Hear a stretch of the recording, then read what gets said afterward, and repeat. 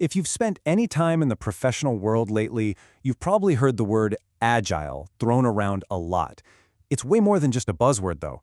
It's a whole mindset that has totally changed how teams get things done. But, to really get what agile is, we first have to go back in time and understand the problem it was designed to solve.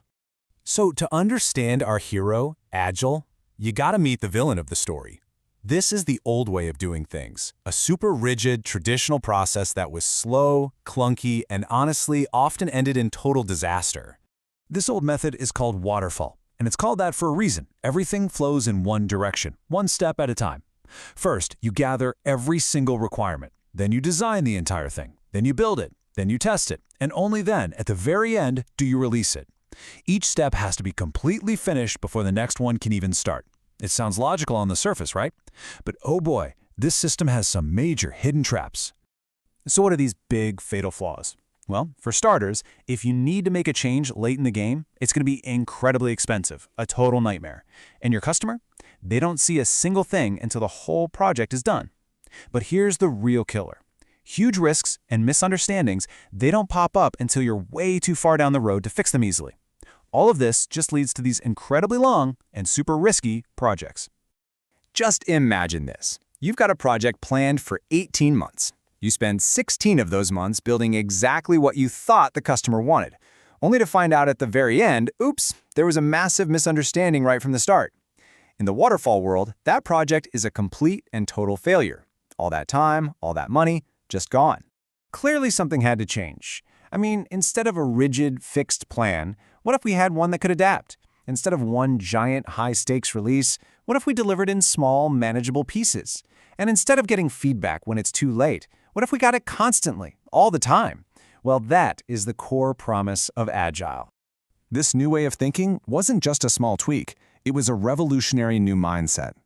Back in 2001, 17 leaders in the software world got together and created what they called the Agile Manifesto. And it was less about a specific process and more about a fundamental shift in values. The first value is a really big one. It says we should value individuals and interactions over processes and tools. Why? Because the most amazing solutions, they don't come from filling out a form or using a specific piece of software. They come from smart, creative people actually talking to each other. It's a simple, powerful idea. People over process. Next up, results. The manifesto prioritizes working software over comprehensive documentation. Now, this was a game changer. Instead of spending months and months writing these enormous documents that, let's be honest, nobody was going to read, the focus shifted to producing something that actually works. It's not about having no documentation, of course. It's just about making the main measure of progress a real, tangible product. The third value completely rethinks the relationship with the customer, collaboration over contract negotiation. Imagine that. Instead of treating your customers like they're on the other side of a battlefield, armed with a rigid contract, you bring them into the process. You work with them, side by side, continuously. This is how you make sure you're building what they actually need, not just what some documents said they needed 6 months ago. And the final value, this might be the most famous one of all, responding to change over following a plan. This is really the heart and soul of agility. It accepts a simple truth. We cannot predict the future. The market's going to change, customer needs are going to evolve, and a team has to be able to pivot without the whole project falling apart. It's about seeing change as an opportunity, not as a problem to be avoided. Okay, so that's the philosophy, the why. But how do you actually put it into practice? That's where Scrum comes in. It's by far the most popular framework for implementing Agile. It gives you the structure to bring all those values to life. So Scrum gets rid of old-school roles like project manager and replaces them with a focused trio. First, you have the product owner. They're the voice of the customer, and they decide what gets built. Then you have the development team.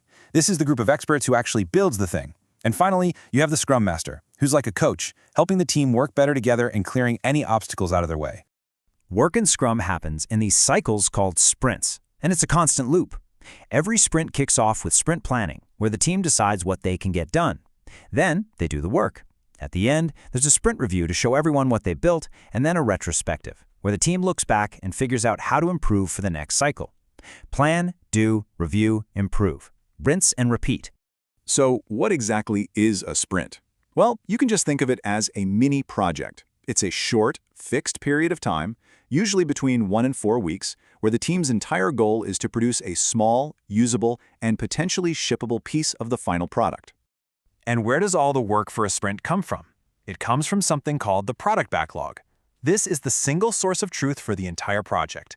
It's like a living, breathing master to-do list that's always being prioritized by the product owner to make sure the team is always working on the most valuable stuff first. Often, the items on that backlog are written as user stories. This simple format is just brilliant.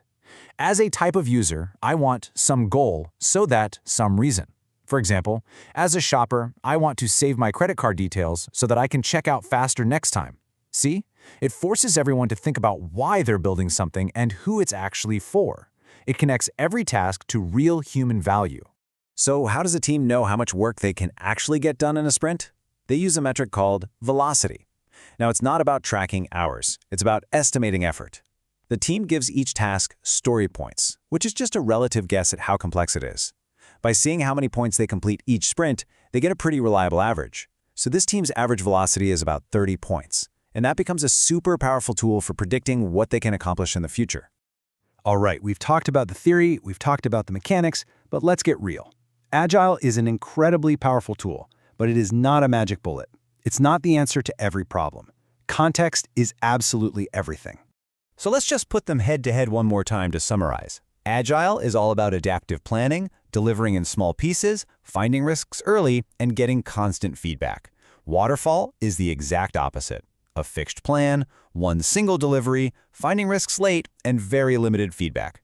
The right choice really just depends on the kind of project you're working on. So when do you use each one? Well, Agile is fantastic for projects where things are likely to change, like software development or product design. Waterfall, on the other hand, is much better when the requirements are set in stone and aren't going to change. Think construction or manufacturing. I mean, you can't exactly build half a bridge and then ask for feedback, right? And that really brings us to our final thought. Agile is a powerful philosophy for dealing with uncertainty and complexity. But the real skill isn't in just blindly following a framework like Scrum. It's in understanding the principles behind it and then choosing the right approach for the challenge you're facing. So the question isn't just, is Agile good? The real question is it the right tool for this job? Thanks for joining me.